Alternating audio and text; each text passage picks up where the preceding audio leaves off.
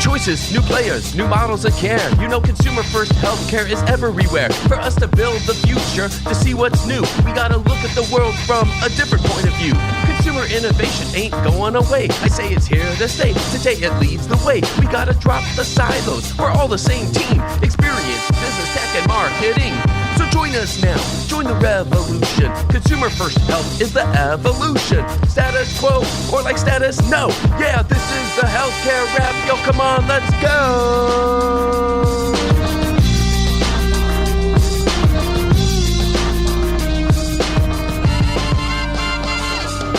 Welcome back to the leading podcast about consumer innovation. I'm Jared Johnson, and here's what's going to go down today. We have the Flava of the week about the theme from this year's HIMSS conference. What does tomorrow's health look like, and how do we create it with partnerships and ecosystems? I'll talk about that. Then we're honored to welcome Paymon Farazi, president of Signify Health. It's been about a year since CVS completed its acquisition of Signify Health, and you'll hear how the acquisition is helping more consumers receive care in a consumer-centric setting. We'll also talk about what Paymon means by the stranger problem, and we'll hear what's needed to enable and scale quality care at home. It's time to dive right in. Are you ready? Let's go.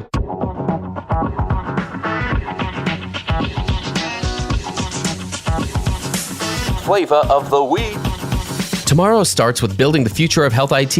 An estimated 30,000 health IT executives attended this year's HIMSS conference in Orlando. The conference theme was Creating Tomorrow's Health, which aligns quite nicely with the send-off that I give at the end of each Flava of the week, where I talk about building the healthcare of tomorrow. Attending this year's conference gave me reason to consider what that means. So what is tomorrow's health and how do we create it? Here are 5 considerations that I heard from the exhibit hall floor. Number 1, tomorrow's health is already here today. I heard this from several presenters. The technologies exist and they're already being used. The use cases are already being developed. To be sure, there are important considerations such as cybersecurity and connectivity within the walls of the hospital and within the walls of a home. So tomorrow's health does include the data and tech infrastructure that we shouldn't take for granted, meaning there's enough data storage, it runs fast enough, and there's an acceptable level of protection. It also means that we should be aware of next-gen technologies that are powering new healthcare experiences, from hospital smart rooms to advanced home health platforms. Number 2, tomorrow's health includes workforce solutions that use emerging tech to provide care in ways that weren't possible just a few years ago. The path forward is to increase the quality and volume of care while providing better clinician experiences so those that remain in the workforce stay in the workforce. This is not a small task by any definition, which is why so many companies are working on fixing this problem.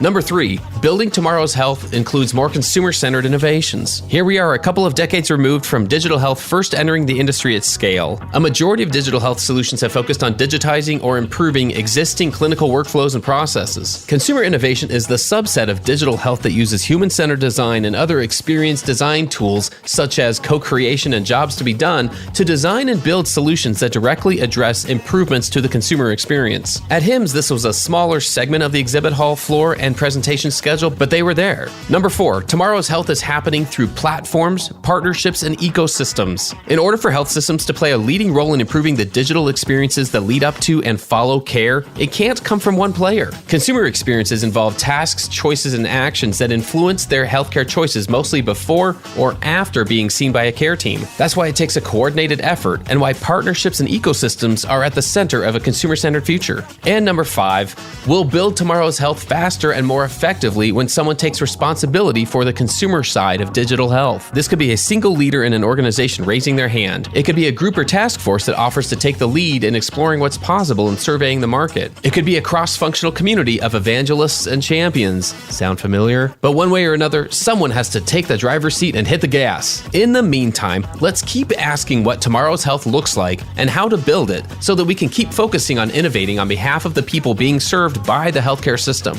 That's another way that we'll build the healthcare of tomorrow. And that's the Flava of the week.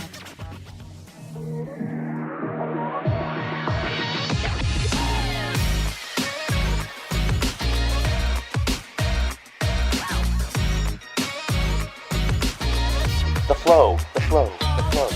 Okay, everyone, let's get into the flow. This is going to be a wild ride. I'm very excited for this. Please give it up for Paymon Farazi. He's the president of Signify Health. We're honored to have him today. We're going to check in on a couple of things. It's been about a year since CVS completed its acquisition of Signify Health, so we want to check in on that and just hear some highlights from this first year. And we want to talk about just in general the state of health at home, kind of the general direction things are going, and how all of this impacts everyday people on their journeys to health and wellness. So we've got a lot to cover. Let's get started. Welcome, Paymon, to the Healthcare Wrap. Super excited to be here, Jared. Remind me, can you give me like a 2-minute version of what you're all about, and we'll go from there. Sure. So as you said, Paymon Farazi, president of Signify Health. Signify Health does nearly 3 million visits a year. We call them in-home evaluations. And I really think of it as a comprehensive view of a patient's health. And then we use that to activate follow-on care. So think of it as we get to the home, we do a comprehensive assessment of what medications they're taking. We look at their entire family history. We talk about their entire medical history. We even apply new diagnostic tests to uncover potential new conditions that they may have developed. And then at the end, we give them what we call a leave behind form to say, go talk to your primary care provider, your PCP about these things. And then I'll also activate that care by scheduling follow-on appointments for them, making sure their health plan is aware of the issues, and trying to really close the loop of care for that individual. The best thing to do, which not everybody can do on this call, is go on one of these visits.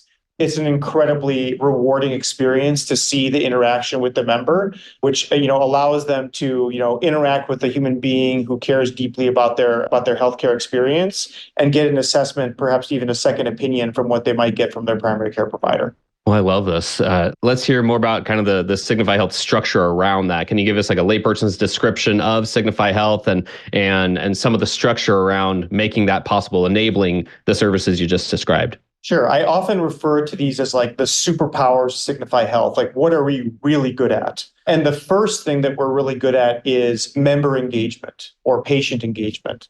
We basically get lists of people that we can go talk to on behalf of our health plan clients, and then we have to schedule those appointments, which is one of the hardest things to do in healthcare, is get the person to take the step to get healthier, right? To get on that journey of solving their problems.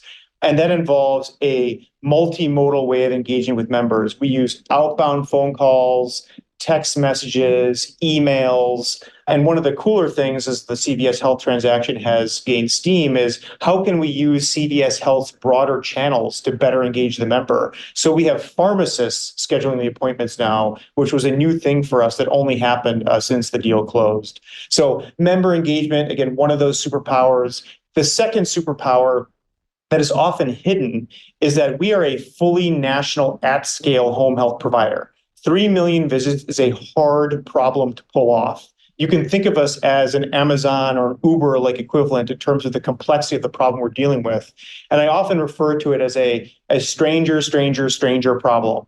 A stranger calls a stranger to convince a stranger to come into your home. And then we have to plan for all of that happening in this magical dance that fills the schedules in exactly the right way, makes the driving for the provider relatively easy, picks a time slot that the member actually wants to have the visit happen. All that is a very complicated logistics problem. And so we have developed a really robust set of applications beneath the surface that will figure out which member to call, give them time slots that are available for certain providers, and then give the provider the optimal schedule so they can visit that person on the right day. And that is a problem that we've largely solved at scale, but are getting better and better at each and every day.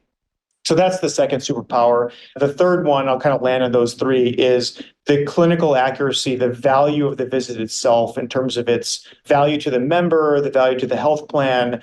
We have a team of people dedicated to building what I often refer to as a mini EMR. So we have a purpose-built workflow tool that drives all of our in-home visits.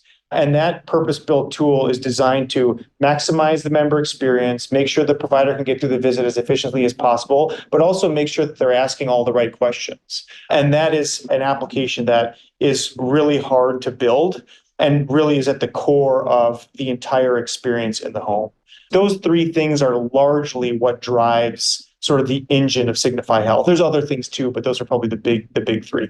Well, no, you're painting a picture here that helps me understand, because a lot of times the piece that's missing in the conversation nationally when talking about any kind of healthcare innovation, especially consumer-centered innovation, is, well, wait, how does this actually impact the care that an everyday person is receiving? All of those steps that it takes to lead up to it. And I love how you're describing it, a stranger, inviting a stranger to come into their home, because that's the reality. That's how likely the person who's being seen feels about it all. And so I love having that perspective into it. And that does help us understand when we talk about things like the CVS Health acquisition here, because it's been about a year. There'll be a slight delay between the time we record this and the time we release this episode, but it's been about a year roughly since CVS Health completed its acquisition of Signify Health. And I wonder if you can just give us some highlights from this past year, just things that have been super cool to experience and see as a result of the transaction. Yeah, I mean, it's been a huge win, honestly, for us, like helped accelerate things that we were worried about and investing in. And I would say like credit to CVS Health and the leadership team, like buying the company and then also saying, what other investments do you need to accelerate the problems you're facing? So of those pillars I mentioned, right, like they spent a lot of money helping us get better at member engagement. They spent a lot of money in helping us get better at logistics so that we could take that next step up in our journey. And so some concrete examples of that are largely around the member experience. Like back to how we schedule the appointments, right? We're trying to get it to not be a stranger calling a stranger, but to have it be somebody you already know, like using an existing relationship to help activate that step to get you to do this home assessment, which is in your best interest as you plan out your healthcare future, your health future. And so activating the CVS pharmacy channel, activating the Minute Clinic channel, those have been significant wins. The third thing that we've really focused on, and we're trying to do this with all of our health plan partners, is when a phone call is inbound to an Aetna, because members are calling them all the time to ask them questions, use that as an activation point because you're already calling in and you're already asking questions, you're already caring about your healthcare journey. How can we use that to schedule the appointment? So all of that is all designed to get rid of the stranger problem and reduce the abrasion on the member as we try to get them to activate that next step. And then the second big thing that I would, again, say this is something we're trying to work on with all of our health plan partners is now that we've seen you in the home and we know that something is going on with you, like 20% of the visits result in a referral. Sometimes there's an acute referral. I've actually done ride-alongs where that's happened and we've activated an acute referral in that moment, like calling 911 on behalf of the member because they're dealing with a very significant issue. But like for the 20%, like there's a conversation you need to have around whether or not your meds are at the right level or there's a potential conflict occurring between prescriptions that you have. And so and then oftentimes those people do not have primary care providers. And so we have a motion where we'll call them afterwards and schedule an appointment with the primary care provider so they can go be seen and take action on the next step.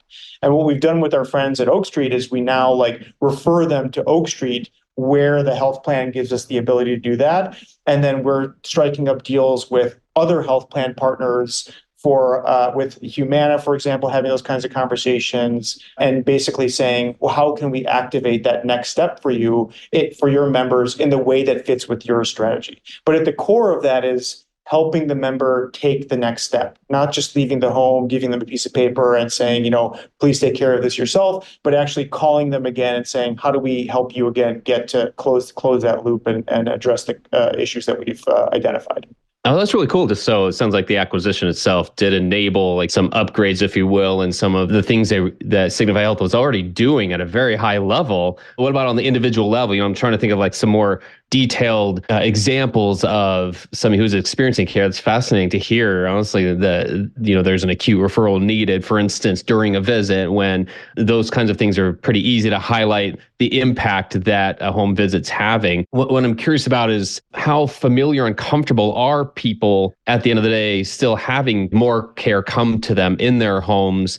On the surface, I've shared on numerous occasions, it always feels like if somebody prefers, like if you ask them, I mean, how many times do we even get asked? But if you ask somebody, would you rather be cared for at home or in a hospital or a doctor's office? Most people, it seems like, would say, I'd rather not go anywhere. I'd rather be cared for in my home.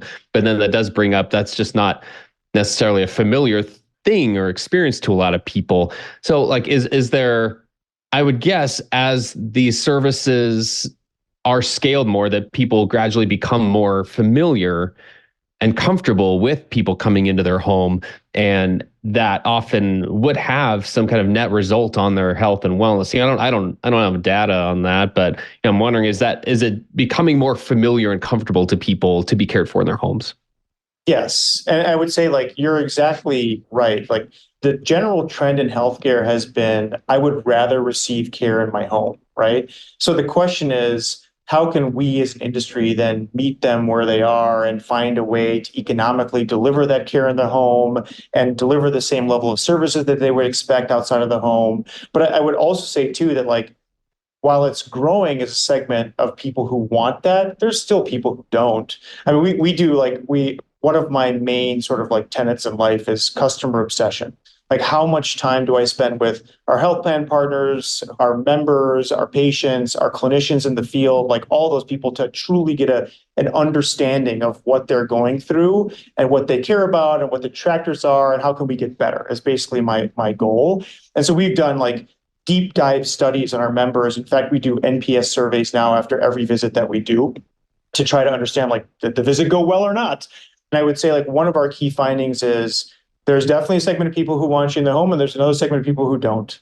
And so like, and we're not going to try to force our way into obviously into people's homes if they don't want it. But then, when we do have the chance, educate them on why it's valuable and the steps we take to make sure that the clinical community it passes a very high standard in terms of what they're doing in the home and that they're behaving in all the right ways. And that way it's something that gives them more comfort.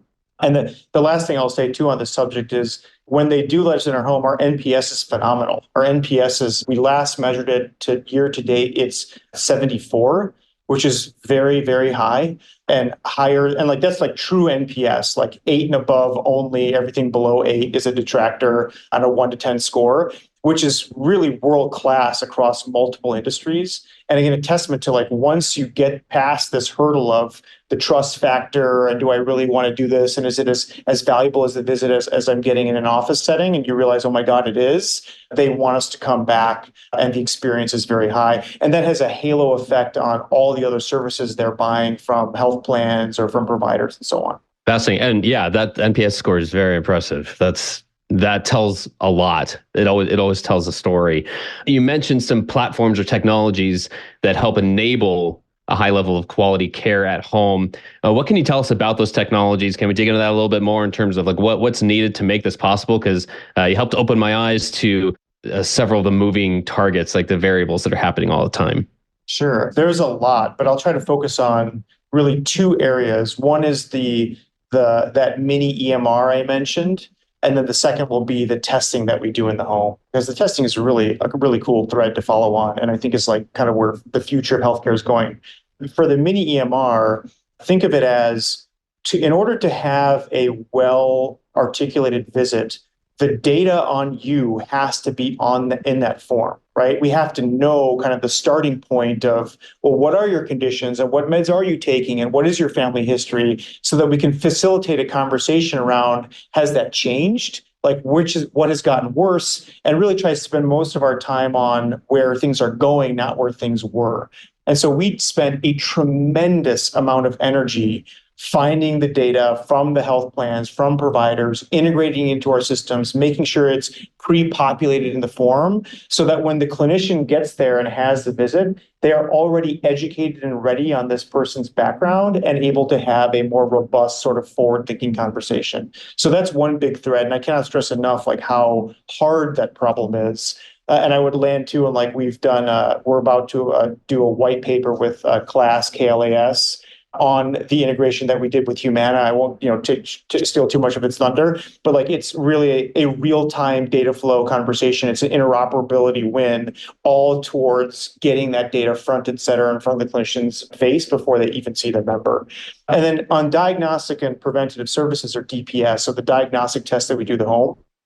Again, this is like, to me, the bleeding edge of healthcare. Here's one example. And I actually did this test once in a doctor's office to see what the difference was. We rolled out something called spirometry testing, right? Which tests whether or not you have COPD. Again, a disease that's relatively pervasive. You need to catch it early, to treat it aggressively. And so we're doing these tests in the home now.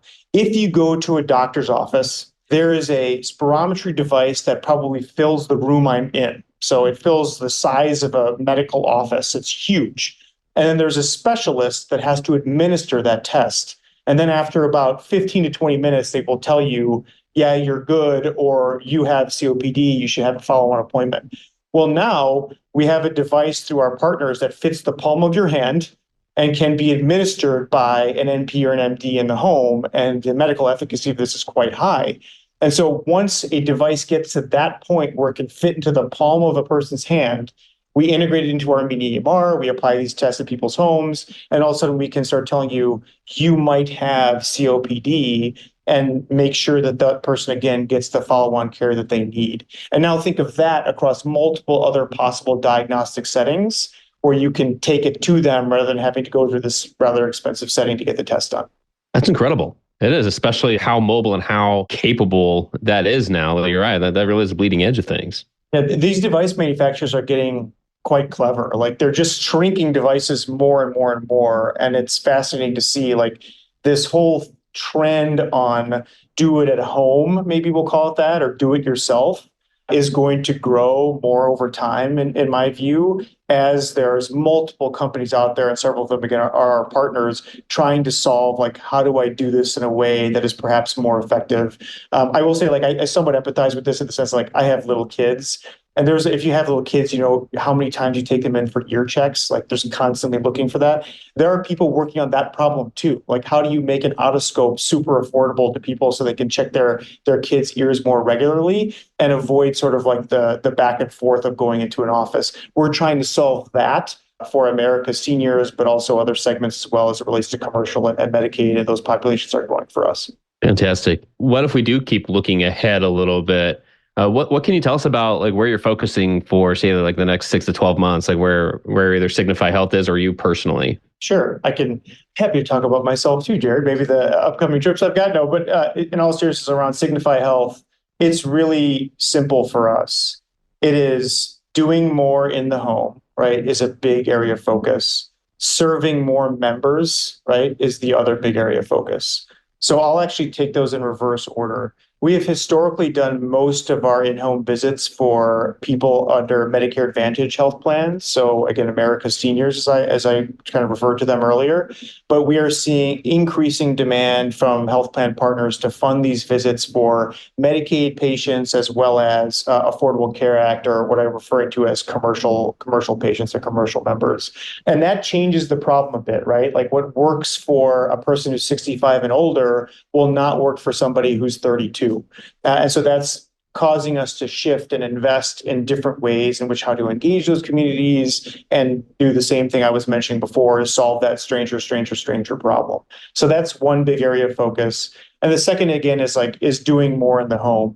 And so there's a couple things that we're working on there. One is expansion of diagnostics. How many more tests can we do in the home to, again, help you diagnose diseases as early as possible so that you can get treatment? But then the second is, can we do something in the home that is just related to a particular condition? Like, can we actually perform the intervention? And so this year, we're going to roll out what we've been calling like standalone visits, but you can think of them as specialized visits. And we all know that diabetes is a big problem in America. And so we're focused on diabetes first to say, can we do something in that specific disease category where we can visit a member to help them identify and treat that condition only? And then if that works, then we can expand it even further. The biggest problem with any sort of home health use case or business is back to the unit economics, like because it's expensive to do all the things I just described, scheduling the appointment, the provider obviously needs their time paid for, like all that sort of adds up. And so finding a way to pay for that is really the magic and something that we're exploring with several of our more forward-thinking health plan partners. Where do you think all this gets us in terms of, I think health at home is one type of consumer-centered care. I think compared to the traditional sick care system, that health at home fills healthcare needs in a way that is more convenient and more enabling, and in some ways more dignifying than being seen in an inpatient setting in a lot of cases. And so that's kind of the premise here, right? So I would classify it as one way that happens. I feel like we are making a lot of steps. I love the innovations that you're pointing to and the partnerships that are making it happen. And I feel like that we have some momentum right now in terms of consumer-centered care. But what do you think that looks like if we look out even a little further? We were just talking about like the next 6 to 12 months, but what if we look out even further out there into the distance and say, like, what could care look like? Is it more of this? Is it more like you said, more specialty specific visits that can occur in the home? What else might there be possible that we're not even dreaming about right now? Sort of if I were to paint a picture of what would make me most excited, when I think again, like, because I start with what do the members want? What does an average human being want in terms of their healthcare journey? And they want to be sort of met where they are. They want to be met in the home setting. To your point earlier, like I've had lots of people in my family age, and every single one of them has wanted to stay home as long as possible and get treatment in the home as long as possible. And so if we can do that, expand our services beyond just these assessments and help you figure out what you're going to do next and start to apply more care in the home directly. So like you can think of it as like a visit every month or a visit every week, depending on the severity of your condition and how much help you need. That to me would go a long way to meeting members and how they truly want to experience care. And that might not be for everybody. Again, there's always going to be some people who want to go into an office or go into the hospital, but there's a large portion of people who are asking for exactly what I've described. And if we as an industry can build that, to me, that's a future we can all get very excited about. And I would just land too on like, this too is about giving relief at some extent to the primary care providers their schedules are jammed. They're basically firefighting each and every day. When someone comes in to see their primary care provider, they're presenting with an acute problem, which the primary care provider wants to deal with immediately. Our goal at Signify is to give them some relief. Like, let us do this kind of like big picture planning, engage them in ways that might manage the disease in a more proactive way while you're doing a lot of the acute firefighting that is so desperately needed. I think that's a win-win for both, Signify as well as maybe the traditional primary care provider. Yes, please. Let's do whatever it takes to get there, to that state. That is where we want to go. I don't know anyone who would disagree with that. I love that thought. And I love painting that picture because I find that it's helpful just to have that vision and to share that and say, like, what is all this for? It's easy to lose track of that in the day-to-day firefighting, as you say. It's easy to lose track of that in the hot takes of the moment of whoever's doing whatever, on Wall Street. So I thank you for that. And kind of as we kind of bring all that to a point, I'd love to hear if you had one message, if there's one thing you could share with people who are struggling to navigate the healthcare system. Maybe they don't even know what that acute need is, but they have it. Maybe they're not even aware, or they know they've been diagnosed, but they don't know what to do. There are so many factors that prevent people from getting the care they need. What message do you have for them? Yeah, that's a tough one because it is hard. I've thought about this a lot too. And I always think about, my parents or my children. And it's really like, I would get involved. Like I would get involved and try to help them plan that next step. So my advice would be, find that person in your life who can help you do that. If you don't have that or that person needs help, that's where, again, and I'm not trying to sell Signify hard here, but I truly believe in the power of finding those resources that are available, a lot of them at low to no cost, that would help you plan what your healthcare strategy should be. And that is a person that steps back and says, what's going on with you holistically? And what is the next path you should take? That role is missing in a lot of people's lives. So if you can find that through your personal network, that's probably the best version.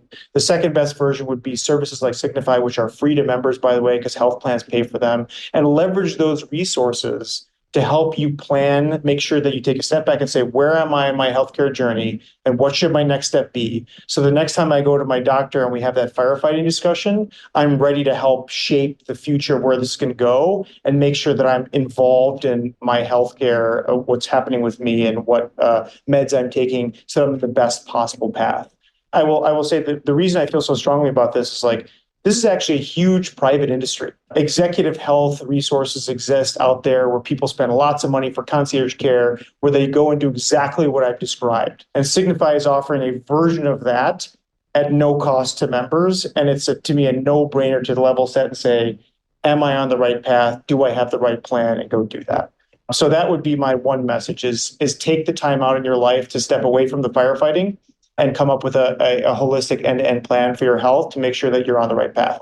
I love it. Let's hope that we can get there again to this stage where that happens more frequently. I love that. It's very aware and considerate of the needs of everyone in this ecosystem, not just the consumer, not just the caregiver, not just the provider. It's not just the enabler of all these services, but it's everyone involved. And that absolutely has to happen. I appreciate you making everyone aware of all of the needs of everyone in the ecosystem. It's so important to do that. All right, so last question here, Paymon. If there was one thing you wished everyone could understand about health at home, what would that be? It is, I'm thinking of if I'm talking to a business audience, like a healthcare audience, I would say the logistics is way harder than you think.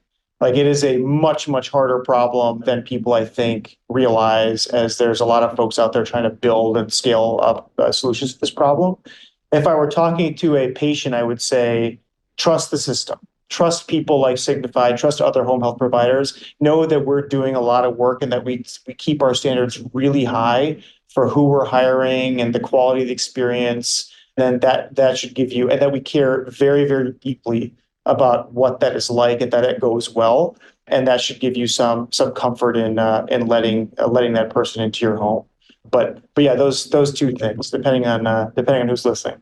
Well, I would like to think we have both types of listeners listening. And with that, what a perfect place for us to say thank you. That's a wrap for this episode. Perfect place for us to wrap up here. I want to give you so many thanks for giving us this much to think about.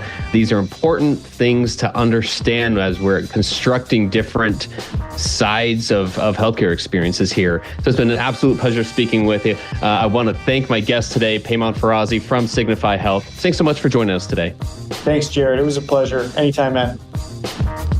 Thanks for tuning in. If you like what you heard, please spread the word. Tell your colleagues to tune in for all the awesomeness, then leave a review on Apple, Spotify, or wherever you listen. This show is produced by Shift Forward Health, the channel for changemakers. Subscribe to Shift Forward Health on your favorite podcast app, and you'll be subscribed to our entire library of shows. See our full lineup at shiftforwardhealth.com. One subscription, all the podcasts you need, and it's all for free.